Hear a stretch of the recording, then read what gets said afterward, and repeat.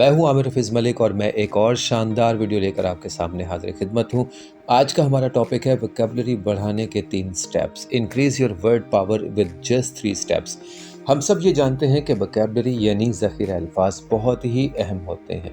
आमतौर पर ग्रामर की रूह से भी वोकैबुलरी को ऐसे डिफ़ाइन किया जाता है कि ये किसी इंसान के ज़ाती ज़ख़ीरा अल्फाज होते हैं। उसकी दस्तरस में जितने भी अल्फाज होते हैं वो उसकी वोकैबुलरी या ज़ख़ीरा अल्फाज कहलाते हैं। यही ज़ख़ीरा अल्फाज हमें रोज़मर्रा ज़िंदगी में गुफ्तगू करने और कुछ तहरीर करने के भी काबिल बनाते हैं।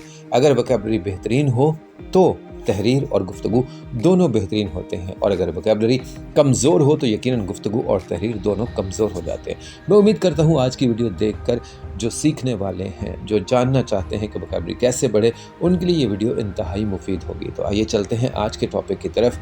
3 steps to increase your word power. Vocabulary बढ़ाने के 3 step. Step number 1, pick a word. पहला स्टेप ये है कि पिक अ वर्ड यानी लफ्ज़ को मुंतखब कीजिए, चुन लीजिए।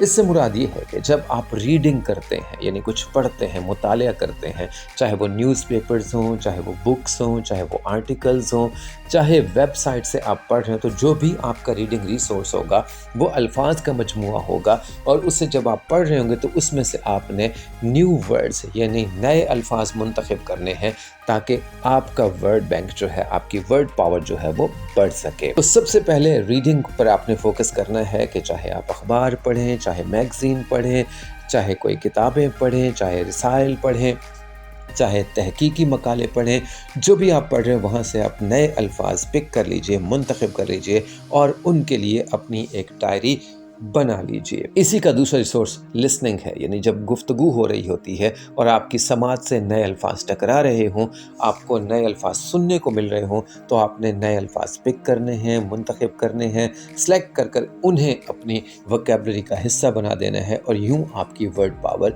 इंक्रीज़ हो जाएगी। बड़ी आसानी से इस स्टेप के ज़रिए आप अपनी वर्ड पावर बढ़ा सकेंगे। Step number 2, know a word. दूसरा स्टेप ये है कि जब आपने मुंतखब कर लिए थे अल्फाज, तो अब उन्हें आपने जानना है, पहचानना है। इस जान पहचान के 2 स्टेजेस हो सकते हैं, 2 मरहलों में आप ये काम सर अंजाम दे सकते हैं। पहला, यूज़ अ डिक्शनरी। हम सब जानते हैं कि डिक्शनरी एक वर्ड बैंक होती है। किसी भी ज़ुबान का मुकम्मल ज़ख़ीरा अल्फाज एक डिक्शनरी में मौजूद होता है। इसकी बहुत सारी वैरायटीज़ भी होती हैं। तो सबसे पहले डिक्शनरी को इस्तेमाल शुरू कर दीजिए, क्योंकि डिक्शनरी हमें बहुत ज़्यादा मालूमात फराहम करती है। डिक्शनरी के इस्तेमाल से आपको उस वर्ड के मुतरादिफ यानी हम मानी अल्फाज, सिनोनिम्स मिल जाएंगे। इसी तरह से एंटोनिम्स या मुतज़ाद मिल जाएंगे।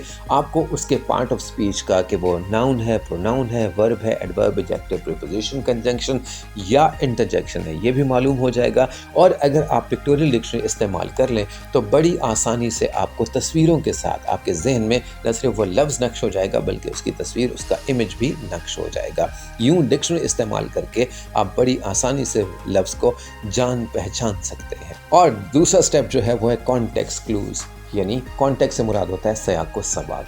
तो जिस सयाक व सबाक में वो लफ्ज़ इस्तेमाल हो रहा है, इसका तरीका ये है कि जो आपके लिए नया लफ्ज़ है उसका कॉन्टेक्स्ट यानी सयाक व सबाक देख लीजिए। इससे मुराद ये है कि उससे पहले के कुछ अल्फाज देख लीजिए और उसके बाद के कुछ अल्फाज देख लीजिए। तो उस कॉन्टेक्स्ट क्लू को, उस कॉन्टेक्स्ट में, उस सिचुएशन से, उस सयाक व सबाक से आपने क्लू यानी इशारा, हिंट लेना है कि इसका क्या मतलब है और ये लफ्ज़ कैसे इस्तेमाल हो रहा है। और यूं जब आप गुफ्तगू में उस लफ्ज़ को इस्तेमाल करने लगेंगे या फिर तहरीर में इस्तेमाल करने लगें तो आपको भी अंदाज़ा होगा कि किस सयाक व सबाक में ये लफ्ज़ इस्तेमाल होता है और आपने भी इसे करना है।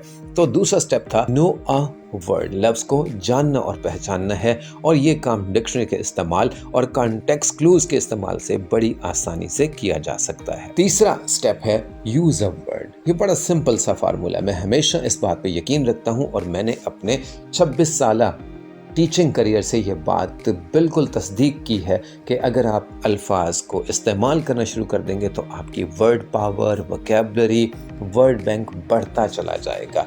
तो यूज़ अ वर्ड से मुराद ये है कि आप लफ्ज़ों को इस्तेमाल करना शुरू कर दें। कम्युनिकेशन, हम सबसे ज़्यादा इंसान के तौर पर बहुत ज़्यादा कम्युनिकेशन करते हैं और कम्युनिकेशन के 2 ही ज़राए होते हैं। पहले को हम स्पोकन या ओरल कम्युनिकेशन कहते हैं, यानी गुफ्तगू के ज़रिए, बातचीत के ज़रिए کہہ کر بول کر الفاظ کا اظہار کرتے ہیں. اینڈ نمبر 2 از رائٹنگ یعنی تحریر کے ذریعے. تو گفتگو اور تحریر دونوں ہی الفاظ پر منحصر ہوتے ہیں. ان کا انحصار، ان کے اچھے ہونے کا انحصار، ان کے تاثر کا انحصار، ان کے معیار کا انحصار جو ہے وہ ان کے استعمال پر ہوتا ہے.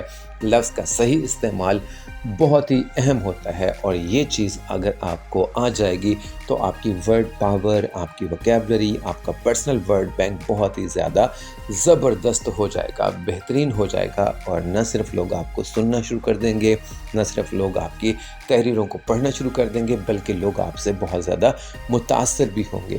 میری زندگی کا نچوڑ یہ ہے، use a language and learn a language. جب تک آپ کسی زبان کو استعمال نہیں کرتے اسے سیکھ نہیں سکتے.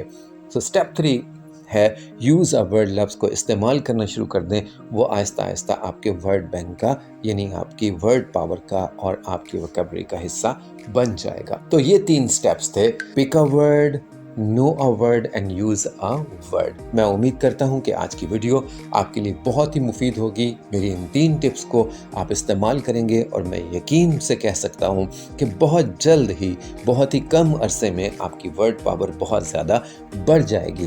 اسی طرح کی مفید، معلوماتی اور دلچسپ ویڈیوز دیکھنے کے لیے میرے چینل عامر حفیظ اسمارٹ آئیڈیاز کو سبسکرائب کر لیجئے، ساتھ ہی بیل آئیکن پر بھی کلک کر لیجئے تاکہ ہر نئی ویڈیو کا نوٹیفیکیشن آپ تک پہنچے.